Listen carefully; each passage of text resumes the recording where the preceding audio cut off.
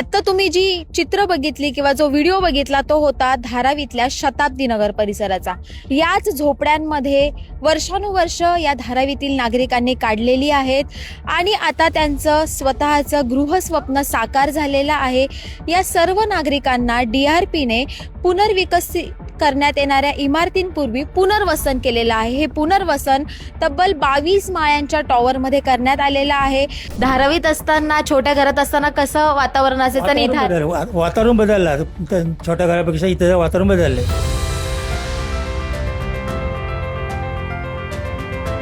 काका, धारावीत किती वर्षांपासून राहत आहात आणि पूर्वीचं घर तुमचं कसं होतं, काय आठवणी आहेत? आम्ही 1990 पासून धारावीमध्ये डॉक्टर बाबासाहेब आंबेडकर शताब्दी नगर राहत होतो। खूप म्हणजे आम्हाला तिथं त्रास सहन करावा लागला।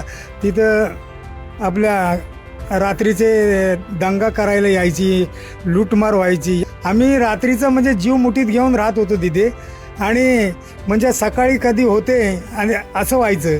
तर अशा परिस्थितीत आम्ही तिथं राहत होतो आणि खरोखरच DRPने आम्हाला चांगलं पुनर्वसन या इथं दिलेलं आहे। धारावीतल्या सगळ्या पात्र लोकांना धारावीमध्येच या ठिकाणी त्यांचं हक्काचं घर मिळणार आहे आणि या ठिकाणी जे सगळ्यात छोटं घर आहे तेही 300 स्क्वेअर फुटाचं नाही, ते 350 स्क्वेअर फुटाचं असणार आहे। हा देखील राज्य सरकारने निर्णय घेतलाय।